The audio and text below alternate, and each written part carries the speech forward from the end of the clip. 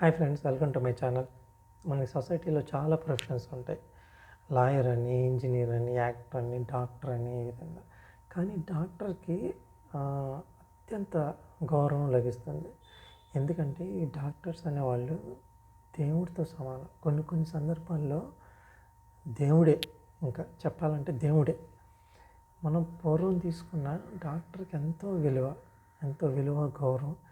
ఈ రోజుకి తీసుకున్నా కూడా ఆ విలువ చెక్కు చెదరకుండా అలా కంటిన్యూ అవుతానే వచ్చింది, కానీ ఎక్కడ తగ్గలేదు. కానీ అదే ఇంతకుముందు కూడా ఇంజనీర్లు వీళ్ళకి మనం చెప్పుకుంటూ ఉండేవాళ్ళం చిన్నప్పుడు. మన పెద్దవాళ్ళు అంటూ ఉండాలి ఇంజనీర్ గారి ఇల్లు అది అని. కానీ ఈ రోజున ఎవరు అంటున్నారు ఇంజనీర్ గారి ఇల్లు అని? ఎవరు అంటలేదు. ఒకవేళ అంటే అది పెద్ద జోక్ అయిపోయింది. కానీ డాక్టర్ గారు అనేది అప్పుడు, ఇప్పుడు, ఎప్పుడు కూడా అది ఒక ఎవర్ గ్రీన్ ప్రొఫెషన్. నిజంగా చాలా అద్భుతమైన అది. డాక్టర్లు వైద్య వృత్తిలోకి సెటిల్ అయిన వాళ్ళు నిజంగా వాళ్ళ జీవితం ధన్యమే. ఎందుకంటే వాళ్ళు చాలామందికి ప్రాణాలు పోసే వృత్తిలో ఉన్నారు. అది కేవలం ఒక్క డాక్టర్కే సాధ్యం. మన ఇప్పుడు ఇంజనీర్ తీసుకుంటే చూడండి, ఎన్ని లక్షల సీట్లు. నిద్రపోయి రాస్తే ఇంజనీర్ అయిపోతున్నారు. నిద్రపోయి రాసి ఎంట్రన్స్ రాస్తే వాడి సీట్ వస్తుంది. వాళ్ళు బయటికి ఎన్ని లక్షల మంది వస్తున్నారు ఇంజనీర్లు బయటికి. ఎలాంటి వాళ్ళు అర్హత లేని వాడు కూడా ఇంజనీర్ అయిపోతున్నాడు. అప్పుడప్పుడు పేపర్ చూస్తూ ఉంటే బాధేస్తూ ఉంటుంది. జల్సాలకు అలవాటు పడి బైకుల మీద తిరుగుతా మెడలో గొలుసులు లాక్కెళ్ళిన బీటెక్ విద్యార్థులు అది చదువుతూ ఉంటే ఏం బీటెక్ విద్యార్థులు ఏంది ఈ పని చేయడం ఏంది? మరి అది ఒకప్పుడు ఎందుకు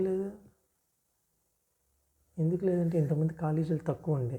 ఎవడైతే కష్టపడి చదివి సీటు తెచ్చుకున్నాడో వాడు మాత్రమే ఇంజనీరింగ్ కాలేజీలోకి అడుగు పెట్టేవాడు. ఈ రోజున ప్రతి ఒక్కడు అడుగు పెడుతున్నాడు. క్యాంపస్లోకి ప్రతి ఒక్కడు అడుగు పెడుతున్నాడు. అర్హత ఉందా లేదా ఇనే తర్వాత సంగతి. ప్రతి ఒక్కరు చదువుతున్నాడు ఇంజనీరింగ్. అటువంటి వార్తలు చదివితే చాలా బాధేసిద్ది. కానీ ఎక్కడ కూడా ఇలా గొలుసులు తెంచుకొని వెళ్ళిన మెడికల్ స్టూడెంట్ అనే వార్తలు ఎందుకని రావు ఈ రోజుకి కూడా? ఎప్పుడైనా సీట్లన్నీ పరిమితంగా ఉండాలి. మెడికల్ సీట్లు మాత్రం ఇంజనీరింగ్ సీట్లు ఉన్నట్టు లక్షలు వచ్చినాయా? అది ఇంకేం లేదు. అది మనల్ని మనం నాశనం చేసుకున్నట్టే. వైద్య వృత్తిలోకి ఇటువంటి వాళ్ళందరూ అడుగు పెడితే చివరికి ఏం జరిగిద్ది? అల్లకల్లోలమే, సమాజం నాశనమే. వైద్య వృత్తిలో ఎప్పుడు కూడా ఇన్ని ఇంజనీరింగ్ సీట్లు ఉన్నట్టు వైద్య వృత్తిలో అడాప్ట్ చేశారా?